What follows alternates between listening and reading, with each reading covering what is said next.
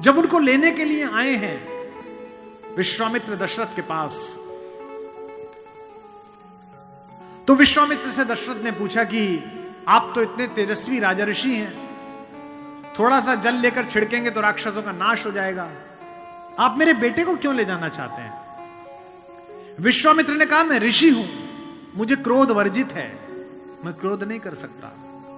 तुम्हारा लड़का मर्यादा पुरुषोत्तम है। पुरुषोत्तम मतलब पुरुषों में उत्तम,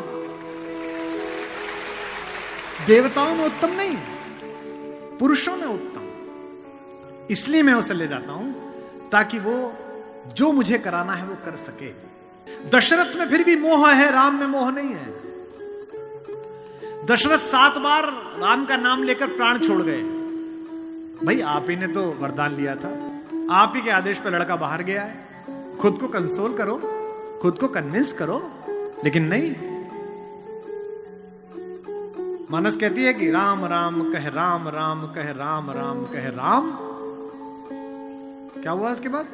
भूप गयो सुरधाम, राजा भगवान के यहां चला गया। और इसके बाद भी दशरथ का लोभ बना रहा अपने बेटे को लेकर। जब रावण का वध कर लिया राम ने, तो आकाश में सब देवता आए, तो राम के पिता दशरथ भी आए, और मरने के बाद भी बेटे से प्रेम बना रहा। बताइए, राम ने देखा कि सब लोग मुझे प्रणाम कर रहे हैं, सब लोग मेरी प्रशंसा कर रहे हैं, ये जो मेरे पिता हैं ये कुछ ज्यादा भावुक हो रहे हैं, आंसू बह रहे हैं, कांप रहे हैं, बड़े खुश हैं, फूल फेंक रहे हैं। राम को लगा कि इनके अंदर मोह रह गया, मोक्ष नहीं मिलेगा। इसलिए कितनी अद्भुत पंक्ति गोस्वामी जी ने लिखी है, ऐसा शायद ईश्वर ऐसे बच्चे सबको दे, ईश्वर पिता दे ना दे, ऐसा बच्चा सबको दे। अपने पिता को बड़ी कड़ी आंखों से देखा राम ने। गोस्वामी जी लिखे, चितई पितई दीनई दृढ़ धर्मा।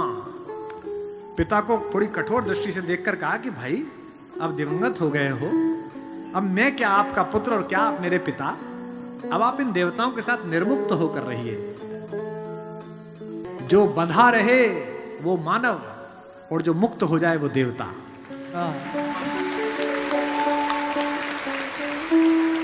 इसीलिए राम चाहते हैं कि उनके पिता मुक्त हो जाएं।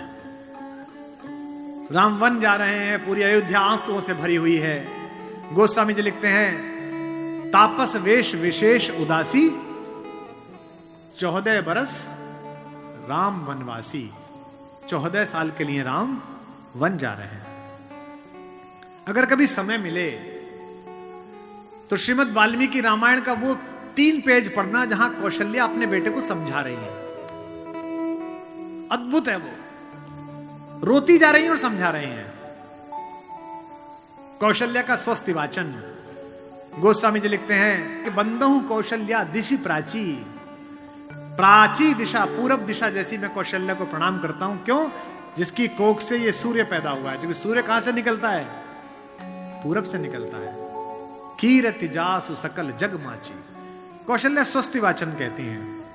भरा हुआ कंठ है, आंसू बह रहे हैं, और राम से कहती हैं कि हे राम, जंगल में प्रकृति तेरी सरीसृपों से रक्षा करे, सांपों से रक्षा करे। कहती हैं कि इंद्र तेरी रक्षा करे, मरुत तेरी रक्षा करे, वरुण तेरी रक्षा करे, और बेटा जो जो तेरी रक्षा करता रहेगा मैं रोज उसका यहां दीपक जलाऊंगी। लेकिन एक बात जो आखिर में कहती हैं, वही राम की मां हो सकती थी। और बेटा तू ये मत पूछना जंगल में और जहान में, नगर में रास्ता कौन सा हो, तू जिसका प्रतीक है सत्य, उसी के रास्ते पर चलना। और फिर एक बात कहती हैं, और चिंता मत कर, जिस धर्म की तू रक्षा करता है वो धर्म तेरी रक्षा करेगा। धर्मो रक्षति रक्षितः, धर्म रक्षा करता। तो राम तुम उसी मार्ग पर चलो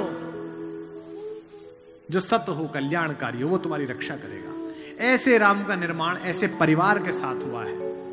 उनके चारों तरफ जो परिजन हैं, जो उनके लोग हैं, राम के भाई भरत, जिन पर सबसे कम चर्चा होती है, सबसे कम भरत पर बोला गया है। लक्ष्मण उनके साथ 24 घंटे रहते हैं। शत्रुघ्न पर तो कम ही बोला गया है, भरत पर सबसे कम बोला गया है। सरस्वती ने देवताओं के कहने पर मंथरा की बुद्धि फेर दी। सरस्वती ने देवताओं के कहने पर कैकेयी की बुद्धि फेर दी। लेकिन जब भरत ने कहा कि मैं भैया को वापस लेने जा रहा हूं तो देवताओं में खलबली मच गई। बोले यार अभी तो गया है ये, और इसको लेने ही चल दिया, और राम भावुक भी है, इसके प्रेम में वापस ना आ जाएं। तो देवताओं ने सरस्वती को कहा कि तुम जरा बात कर दो। तो क्या कहती है सरस्वती?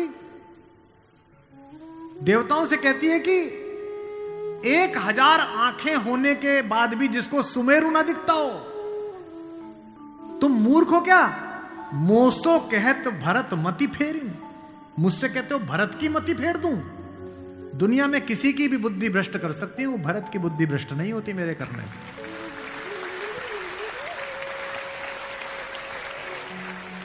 भरत जब भैया को ढूंढते हुए निकले तो पूरे खानदान को लेकर निकले। भरत ने कहा किसी की तो मान लेंगे, कौशल्या की मान लेंगे, ससुर को भी लेकर गए। जब पहली रात भरत वहीं रुके जहां राम रुके थे, भरद्वाज के आश्रम में। सुबह चलते समय भरत संकोच में थे, तो भरद्वाज ने कहा कि राजन, क्योंकि राजा हो चुके थे, आपके चेहरे पर संकोच है। तो भरत ने डरते हुए कहा कि महर्षि मैं डरा हुआ हूं, मेरी मां ने इतनी बदतमीजी की बात कर दी, मैं बाहर था। भरत को नहीं बताया गया था कि पिता दिवंगत हो गए, पता है आपको ये बात नहीं? भरत को संदेश भेजा गया था तो उसमें यह नहीं कहा गया था कि पिता एक्सपायर कर गए, यह कहा गया था कोई इमरजेंसी है, घर आओ। अयोध्या के बाहर नंदीग्राम में इनके पूर्वजों का एक मंदिर था, जहां इनके पूर्वजों की प्रतिमाएं लगी हुई थी, मानधाता की, दिलीप की, रघु की, अज की, नहुष की। वहां भरत रास्ते में रुके अपनी सेना के साथ पूजन करने के लिए, कि पूर्वजों का पूजन कर लूं, पुरखों का।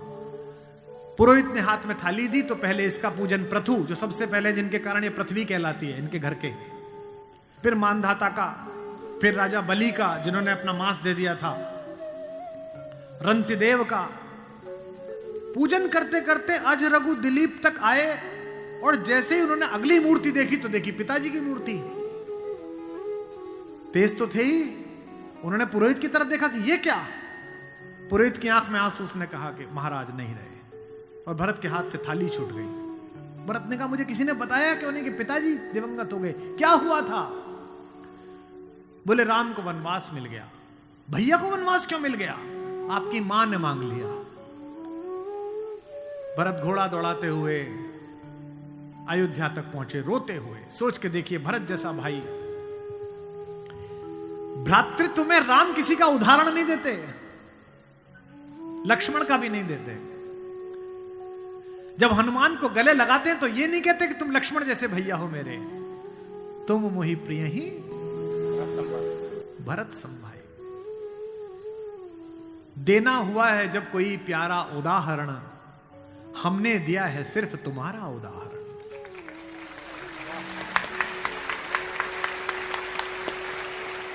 तो भरद्वाज से भरत ने पूछा कि भैया मुझे माफ तो कर देंगे ना, मैंने इतनी बड़ी गलती की, एक ऐसी गलती जो भरत ने की नहीं, उसके पश्चाताप में भरत, मां ने इतनी गलती की, मुझे माफ तो कर देंगे? भरद्वाज ने कहा हे राजन, मुझे पता नहीं कि तुम्हारे बड़े भाई तुम्हें कितना प्रेम करते हैं या नहीं, लेकिन जब वो यहां से जा रहे थे और सुबह के समय उन्होंने गंगा पार करने के लिए पुरोहित को बुलाकर स्वस्ति वाचन का मंत्र किया, तो बड़े खुश थे, प्रसन्न थे कि मैं वनवास पे जा रहा हूं, चेहरे पे मुस्कुराहट थी। लेकिन पुरोहित ने हाथ में जल दिया, और जैसे ही पुरोहित के मंत्रों के बीच में निकला कि जम्बू द्वीपे भरत खंडे, और जैसे ही भरत सुना, राम के हाथ से जल गिर गया और वो जमीन पर गिर पड़े और हाय भरत चिल्लाने लगे, इतना प्रेम तुम्हें राम करते हैं।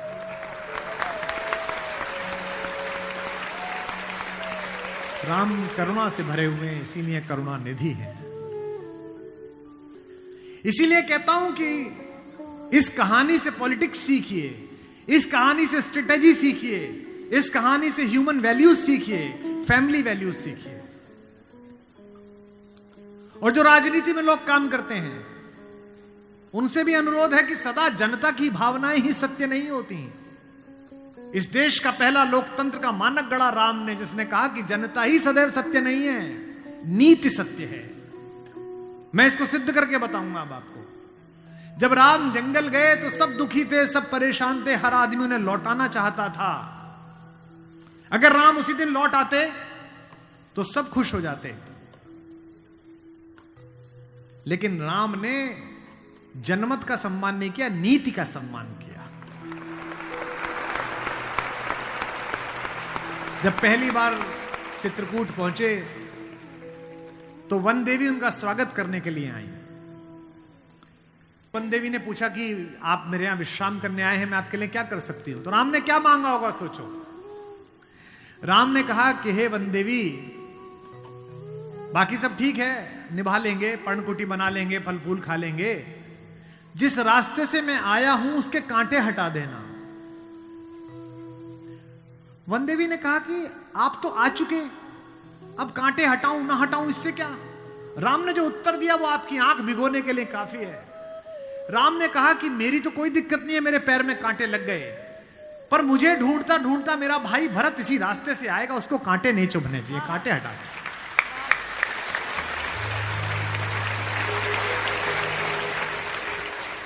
तो वन देवी को जिज्ञासा हुई। वन देवी ने कहा कि यथाज्ञा पयति महाराज, हे महाराज, आपने जो आज्ञा दी मैं कर दूंगी। एक छोटी सी मेरी जिज्ञासा है,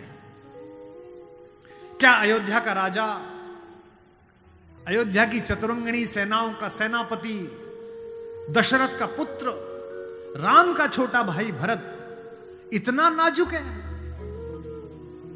कि रास्ते में चलेगा तो उसके कांटे चुभ जाएंगे? राम ने कहा नहीं, वो तो वज्र के समान है, उसकी छाती से टूटकर तो इंद्र का वज्र टूट जाता है, ये कांटे उसे परेशान नहीं करेंगे। वन देवी ने कहा फिर क्यों हटा दूं? बोले परेशानी यह है कि जब उस रास्ते पर आएगा अगर एक कांटा भी चुभा तो उसका दिल यह सोचकर टूट जाएगा कि मेरे कारण मेरे भैया को इन कांटों को झेलना पड़ा है।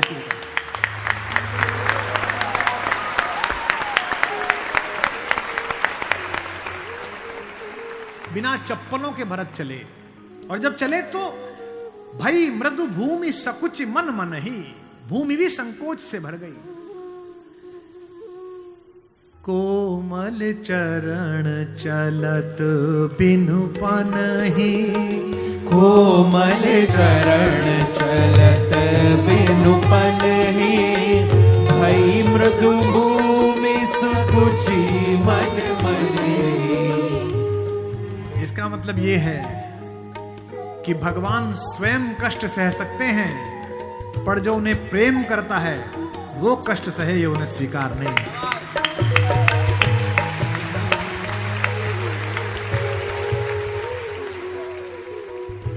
चित्रकूट में रात्रि का समय है, चांदनी खिली हुई है, चंद्रमा निकला हुआ है।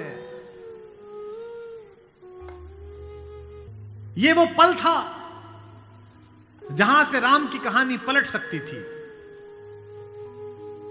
अगर दशरथ के अंधेरे कक्ष का एक निर्णय राम को इस जंगल तक लाया है मित्रों, तो आज इस पूर्णमासी के चांद के नीचे का राम का एक निर्णय राम को वापस अयोध्या ले जा सकता है या लंका ले जा सकता है। ये वो रात थी।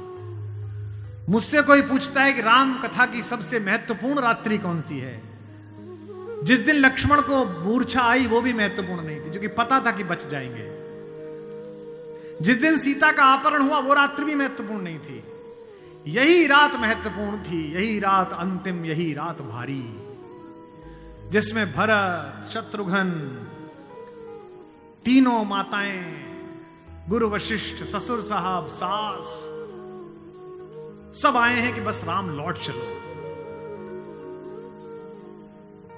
तदनंतर बैठी सभा उटज के आगे, नीले वितान के तले दीप बहु जागे, टकटकी लगाए नयन सुरों के थे वे।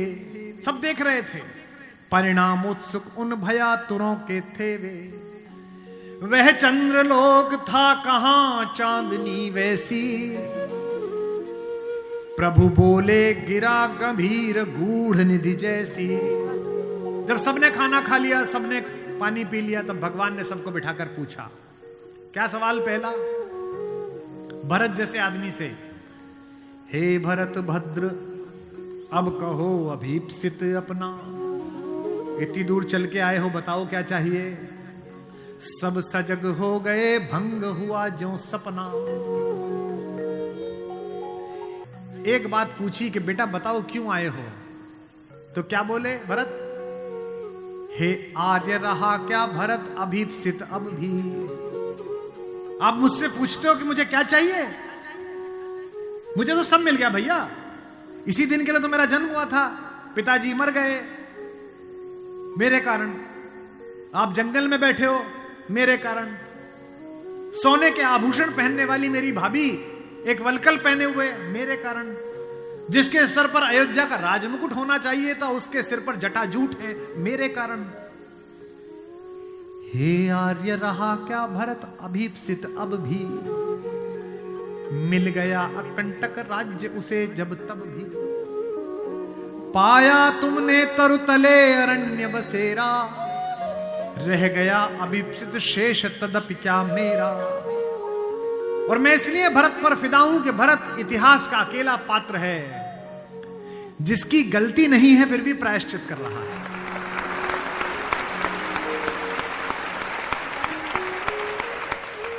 भरत अकेले हैं जिनकी कोई गलती नहीं है, उनकी मां की गलती है और वो प्रायश्चित कर रहे हैं। यहीं से राम का लोकतंत्र प्रारंभ होता है।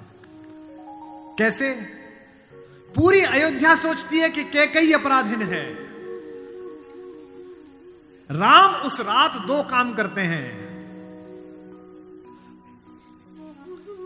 भरत को लोकतंत्र का मंत्र देते हैं और कैकेयी को स्वीकार करके क्षमा का मंत्र देते हैं। उन्हें पता था कि अगर भरत लौट भी जाएगा तो जीवन भर मां से बात नहीं करेगा, पूरी अयोध्या इनके नाम पर नाराज रहेगी। इसलिए जब तीनों माएं पहुंची हैं, प्रथम राम भेंटी कैकेयी। राम ऐसे थोड़ी है कि हायरार्की नहीं जानते हो कि पहले अपनी बड़ी मां का प्रणाम करें, फिर सुमित्रा का प्रणाम करें, फिर कैकेयी का प्रणाम करें। उनको पता था कि कैकेयी के बारे में लोगों के मन में अच्छी धारणा नहीं है। अगर देश के प्रधानमंत्री, आपके प्रदेश की मुख्यमंत्री किसी ऐसे व्यक्ति को मिल लें जिसके बारे में आपकी अच्छी धारणा न बन रही हो, तो आपकी धारणा बदलती है कि प्रधानमंत्री मिले थे, मुख्यमंत्री मिली थी, इसका मतलब अच्छा है। अगर ऐसे व्यक्ति की प्रशंसा कर दें, वो तो राम है। उनको पता है कि कैकेयी की मनोदशा कैसी है। और कैकेयी खुद कहती भी है, कहती है बेटे मुझसे जो अपराध हुआ है वो किसी से नहीं हुआ है। कहते आते थे अभी सभी नरदेही, माता न कुमाता पुत्र को पुत्र भले ही, पर हाय आज यह सुने विरुद्ध विधाता, है पुत्र पुत्र ही बनी कुमाता माता। क्या कहती हैं? युग युग तक चलती रहे कठोर कहानी, थी रघुकुल में भी एक अभागिन रानी, थूके मुझ पर त्रैलोक्य भले ही थूके, जो कोई कह सके कहे क्यों चूके। लेकिन एक बात मांगती हूं राम तेरे दरबार में, छीने न भरत का किंतु मातृपद मुझसे, रे राम दुहाई करूं और क्या तुझसे।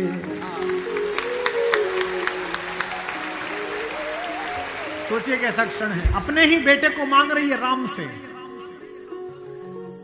कैकेयी अपने बेटे के लिए कह रही है कि राम तू सबको सब देता है बेटा, मुझे सिर्फ इतना दे दे, मुझे रानी मत रहने दे, जंगल में रख ले, भरत की मां बनी रहूं बस। इसी के लिए तो सब किया था। राम ने क्या कहा? हे अम्ब, ओ मेरी मां, हे अम्ब तुम्हारा राम जानता है सब, इस कारण वह कुछ खेद मानता है कब।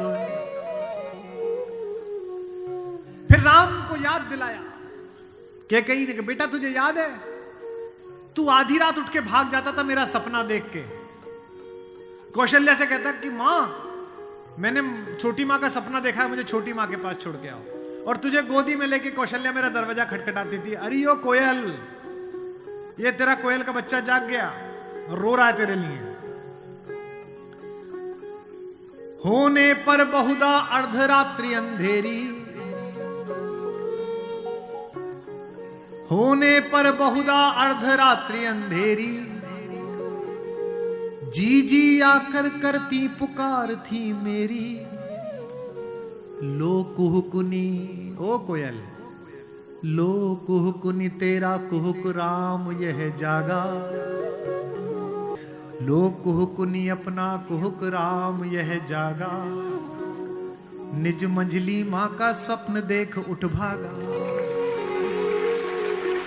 होने पर बहुधा अर्धरात्रि अंधेरी,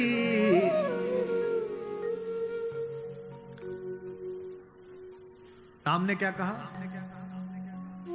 मैं वही राम तू वही के कई मेरी। कि 100 बार धन्य वह एक लाल की माई। कौन? 100 बार धन्य वह एक लाल की माई, जिस जननी ने है जना भरत सा भाई।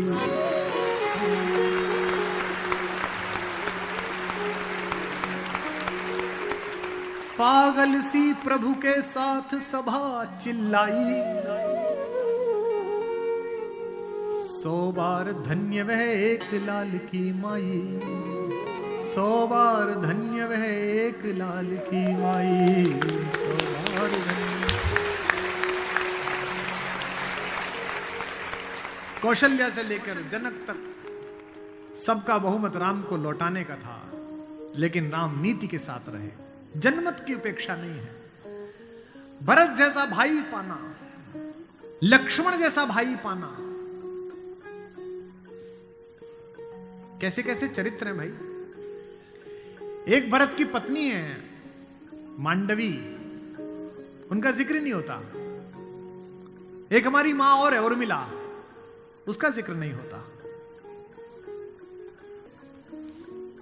उर्मिला का कलेजा देखिए, मांडवी का कलेजा देखिए। जिस दिन लौटने के बाद भरत ने राज्य संभाल लिया, भाई की पादुकाएं रखकर सिंहासन पर, कौशल्या जाग रही थी। उन्होंने देखा कि ऊपर कोई घूम रहा है, कोई छाया घूम रही है महल में, अंतःपुर में। तो वो ऊपर गई तो देखा मांडवी घूम रही थी, भरत की पत्नी। तो कौशल्या ने पूछा कि बेटा तू सोई नहीं? उसने कहा हां मां मैं अभी जाग रही हूं। भरत सो गया होगा बेटा, तो उसके कक्ष में चली जा। तो कौशल्या से मांडवी ने कहा कि मां वो तो है ही नहीं यहां, कहां गया? बोले उन्होंने कहा कि भैया जब तक जमीन पे सोएंगे, भैया जब तक जंगल में रहेंगे, मैं महल में नहीं रहूंगा। वो अयोध्या के बाहर जो नंदीग्राम दिखता है ना, वहां दूर, वहां उन्होंने कुटिया बना ली है, प्राइम मिनिस्टर ऑफिस वहीं बना लिया, वहीं फाइल मंगाते हैं। तुझे नहीं ले गया? संकोच में पड़ी हुई मांडवी ने कहा मां मैंने तो कहा था आप जंगल में अकेले कैसे रहेंगे कुटिया में, मैं सेवा कर दूंगी, ले चलो। उन्होंने कहा नहीं, भाभी राम भैया के साथ चली गई हैं, तीनों माओं को देखने के लिए कोई नहीं है, तुम यहीं रहो, उनकी जिम्मेदारी हम पर है। कौशल्या ने कहा कि बेटा सो जा। बोले मां वो उनकी कुटिया दिख रही है, उसमें अभी दीपक जला हुआ है, यानी कि वो अभी काम कर रहे हैं। एक बार वो दीपक मंगल हो जाए, अंधकार हो जाए, तो मैं भी जाकर सो जाऊंगी। ऐसी मांगी।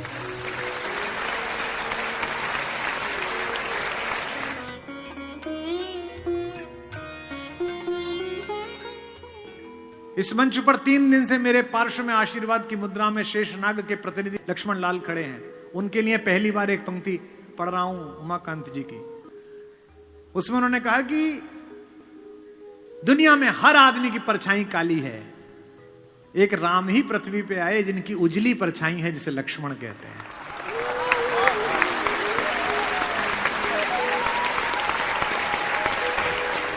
ये राम की उजली परछाई है।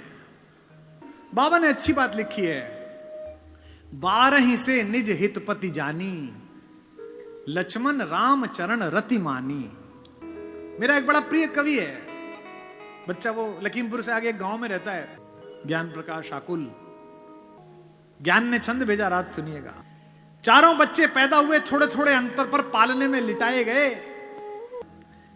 कि पालने में लखन व राम जी लिटाए गए, लेटते ही करुणा सदन चुप हो गए। राम तो लेटते ही चुप हो गए, हल्का सा पालना हिला। वशिष्ठ खड़े हैं, दशरथ खड़े हैं, माएं खड़ी हैं, मंगल स्वस्ति चल रहा है। दृश्य सोचिए कैसा है कि पालने में लखन व राम जी लिटाए गए, लेटते ही करुणा सदन चुप हो गए। किंतु लक्ष्मण कुछ ऐसा तेज रोए उन्हें, रोता देख धरती गगन चुप हो गए। बहुत रोए। राजवैद्य आए कोई रोग न बता सका तो, राजवैद्य आए कोई रोग न बता सका तो, ज्योतिषी भी करके यतन चुप हो गए। और लक्ष्मण कैसे चुप हुए रोते हुए? गुरु ने उठाया और लखन को राम के चरण में लिटाया तो लखन चुप हो गए। गुरु ने उठाया और लखन को राम के चरण में लिटाया तो लखन चुप हो गए। और वो नोएडा वाले, मैंने परसों बताए थे आपको कि कुमार जी अपने अपने राम करानी है। इनका क्या हो गया? और छोटे भाई से मुकदमा चल रहा था जमीन का, वो जीत गया। वाह, राम की कहानी सुनेंगे भाई पर मुकदमा करके। नैतिकता को कोई कुआं भी ना मिले जिसमें डूब के मर जाए। दूसरी मां हमारी मां सुमित्रा। लक्ष्मण पूछने के लिए गए कि मां, मैं अयोध्या में रहूं या भैया जंगल जा रहे हैं उनके साथ चला जाऊं? तो मां ने क्या कहा? अयोध्या? कौन सी अयोध्या? जो पे राम सिया वन जाई। सुमित्रा जैसी मां, लक्ष्मण जैसा प्यारा सा बच्चा, कहती है बेटा जो पे राम सिया वन जाई, अवध तुम्हार काम कछुनाई। अवध में तुम्हारा क्या काम है?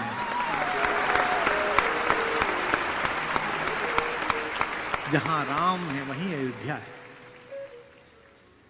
अवध तुम्हारा काम कछुनाई। और राम तो फिर भी हमारी मां के साथ है, सीता के। एक सत्संग है, एक स्नेह की डोर है। माना कि गृहस्थ में नहीं है, तपस्या का जीवन है, लेकिन फिर भी एक दूसरे की सुन तो रहे हैं। और यहां पति पत्नी बैठे हो तो वो इस बात को महसूस करेंगे जो 20 वर्ष 25 वर्ष बिता चुके हैं। एक समय आता है जब आपका कोई प्रेम का बहुत ज्यादा डोर नहीं होती, एक दूसरे के साहचर्य की होती है कि रहनी चाहिए यहीं। और पति को भी लगता है ये रहनी चाहिए और पत्नी को भी लगता है कि रहना चाहिए। हमारे माहेश्वर तिवारी ने पंक्ति लिखी है, इस हॉल में बैठी सारी भाभियों को और माओं को समर्पित करता हूं। एक तुम्हारा होना क्या से क्या कर देता है, एक तुम्हारा होना क्या से क्या कर देता है, बेजुबान छत दीवारों को घर कर देता है। राम के साथ तो फिर भी सीता हैं। हमारी माता उर्मिला तो अकेली हैं। उनसे तो पूछा भी नहीं गया है कि अनुमति ली जाए कि नहीं ली जाए। एक दृश्य है चित्रकूट में, जहां पहली बार उर्मिला, मांडवी और श्रुतकीर्ति आई हैं अपनी सास के साथ राम को मनाने। तो सीता तो बड़ी बहन है, बड़ी बहनें छोटी बहनों का हित समझती हैं। लड़कियों में होता है कि छोटी की बात समझ लेती हैं, माता पिता की आवश्यकता नहीं होती, खुद ही कर देती हैं। सीता समझ गई कि उर्मिला आई है और संकोच में अपने पति से मिल भी नहीं रही है, और लक्ष्मण इतना संकोची है कि मिलेगा भी नहीं उर्मिला से। तो भाभी ने बुला के कहा कि बेटा इधर आओ। लक्ष्मण ने कहा जी भाभी, वो मेरी कुटिया में बेटा फूलों की डाली रखी है, वो जरा डाली उठा लाओ, माला बनानी है देवताओं के लिए। उनको पता है कि उनकी कुटिया में उर्मिला बैठी है। उन्हें लगा इस बहाने ही दोनों थोड़ा मिल लेंगे। उत्साह में भरे हुए लक्ष्मण की भाभी का काम करने जा रहा हूं, खटखट खटखट खटखट पहुंचे। जैसे ही झोंपड़ी का दरवाजा खोला और अंदर घुसे, देखा और मिला। सोच के देखिए क्या बीती होगी। जिससे बिना बात किए चले आए, जिससे बिना अनुमति लिए चले आए, सप्तपेदी के 7 फेरों में जिसके साथ शपथ खाई थी कि तेरा साथ नहीं छोड़ूंगा, राम के अनुराग में जिसे छोड़कर चले आए वो उर्मिला। और जिसने अपनी बड़ी बहन सीता को आदर्श माना और इस बात को स्वीकार कर लिया कि कोई बात नहीं, चले गए तो कोई बात नहीं, वो लक्ष्मण दोनों एक दूसरे के साथ कैसे सामने आए होंगे। उर्मिला खड़ी हुई, मुस्कुराई, रोई नहीं। उन्होंने ऐसा नहीं किया, वो खड़ी हुई और मुस्कुराई। और मुस्कुराकर क्या बोली? मेरे उपवन के हरिण, मेरे बाग के हिरन। क्या बढ़िया बात कही है कलकत्ता वालों। मेरे बाग के हिरन, मेरे उपवन के हिरन आज वनचारी। मेरा हिरन आजकल जंगल घूम रहा है। और अगली पंक्ति क्या बोली? इस पर आप माता उर्मिला को याद करना। मेरे उपवन के हिरण आज वनचारी, मैं बांध न लूंगी तुम्हें तजो भय भारी। छोड़ो, डरो मत, बांधूंगी। मैं तो देखने आई हूं कि मेरे उपवन में जो हिरण खेलता था वो जंगल में कैसा कूद रहा है। उनका मन बड़ा कर रही है। और लक्ष्मण ने भी कितनी अद्भुत बात कही। लक्ष्मण ने कहा कि तुम मेरी केवल पत्नी नहीं हो। इस पर भी लक्ष्मण को तारीफ देना, आशीर्वाद लेना उनसे कि हम उन्हें स्मरण कर रहे हैं। लक्ष्मण ने कहा कि भाभी की बहिना तुम केवल पत्नी नहीं हो, तुम जगत जननी भारतेश्वरी सीता की छोटी बहन हो। उनके योग्य वर हैं राम। त्रैलोक्य का स्वामी तो ऐसी ही पत्नी के साथ वर्ता, लेकिन मुझे पता नहीं कि मैं इतना योग्य हूं या नहीं हूं कि मैं जगत जननी की छोटी बहन का पति बन सकूं। मैं उस योग्य बनने के लिए जंगल में आया हूं आज, ताकि मैं तेरे योग्य बनूं।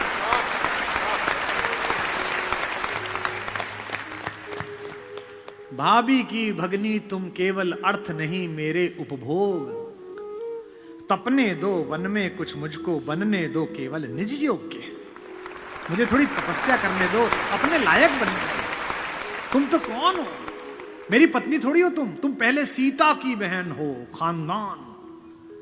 और मैं केवल राम के पीछे चलने वाला एक लड़का। मुझे इस लायक तो बनने दो कि सीता माता किसी को परिचय कराएं और कहें कि ये मेरी छोटी बहन का पति है। ऐसी योग्य तो बनने। और लोग भी कैसे कैसे, भाई छोड़िए, पत्नी छोड़िए, पिता छोड़िए, माता छोड़िए, शत्रु भी कैसा भाई। इस कहानी का तो विलेन भी कितना खूबसूरत है, कितना कमाल का विलेन है। उत्तम कुल पुलस्त मुनि नाती, पुलस्त का नाती है भगवान शंकर का अनन्य भक्त। दशग्रीव, 10 सिर नहीं है उसके, ये सम्मित है, ये जो रामलीला में लगा देते हैं। 10 दिमागों के बराबर का IQ है। जिसके ऊपर 10 सिरों की कृपा चलती हो, 10 काम एक साथ करता हो, 10 तरह से सोचता हो, उसका नाम दशानन है। 10 सिर वाला है वो। 9 ग्रह उसके चरणों में लेटे हुए हैं।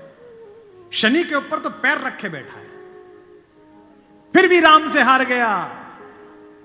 क्यों हार गया? कारण बताता हूं। राम इच्छाओं से मुक्त हैं और रावण इच्छाओं के पाश में बंधा हुआ है।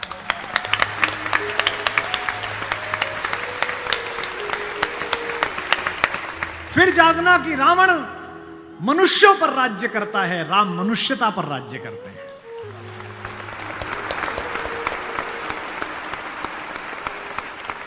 आपको पता है कि जब भगवान ने युद्ध शुरू किया तो पूजा की। राम ने कहा जामवंत से, जामवंत सबसे सीनियर हैं, वो भी ब्रह्मा जी के पोते हैं, रावण के दादाजी के दोस्त हैं, पुलस्थ मुनि के नाना के। कहा कि प्रभु महाराज जामवंत जी, मैं युद्ध करने जा रहा हूं, उससे पहले मैं पूजा करना चाहता हूं। जामवंत ने कहा करिए महाराज। तो बोले मेरे आराध्य तो शंकर हैं, शंकर राम की पूजा करते हैं और राम शंकर की पूजा करते हैं। इस कहानी से बड़ा समन्वय किसी का नहीं हो सकता। जामवंत ने कहा पूजा कर लीजिए महाराज। बोले मुझे एक ऐसा पंडित चाहिए जो शैव हो, शिव को मानने वाला, और मैं वैष्णव हूं तो वैष्णव भी हो। उन्होंने कहा कि इस जंगल में, इस युद्ध क्षेत्र में ऐसा कोई पंडित कहां मिलेगा भगवान।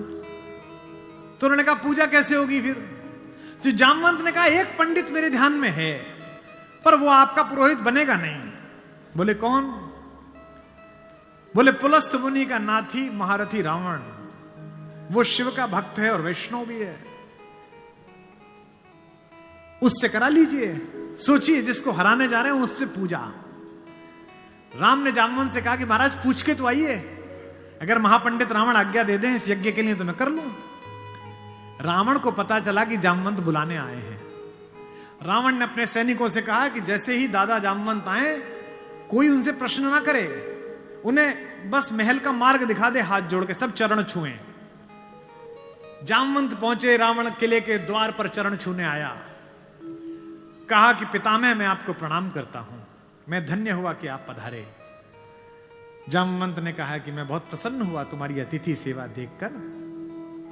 बिठाया, पूछा कैसे आए हैं।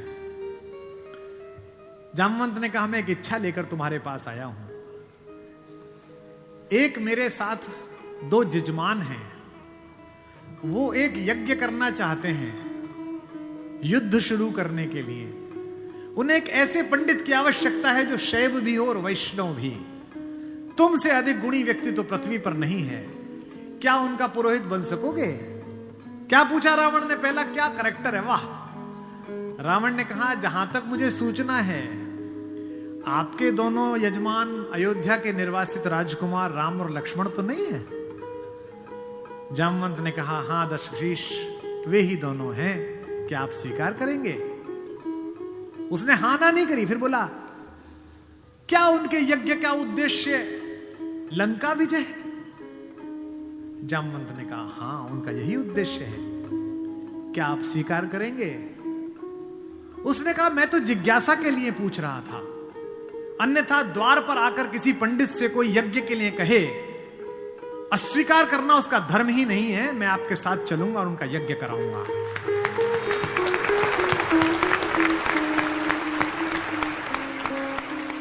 जामवंत ने कहा कि क्या मुहूर्त निकला। उसने नवग्रहों को बुलाया, बोले इधर बैठ, तू इधर बैठ, तू इधर बैठ। वो तो अपने ही हाथ में था, तू मिनिस्टर ऑफ स्टेट, तू फुल कैबिनेट। बता कितने बजे। बोले जी सुबह 5:30 बजे ब्रह्म मुहूर्त में, जिसमें हम पैदा हुए। तो उसने कहा ठीक है 5:30 बजे का मुहूर्त निकला, मैं 5 बजे आ जाऊंगा। जामवंत ने कहा आचार्य हो गए अब तो रावण। आचार्य पूजा के लिए क्या व्यवस्था करनी है, क्या सामग्री लाऊं। उसने कहा आपके यजमान, मेरे यजमान जंगल में हैं, अगर यजमान के पास पूजन सामग्री ना हो तो पंडित का धर्म बनता है कि वो पूजन सामग्री लेके आए, तो मैं लेके आऊंगा।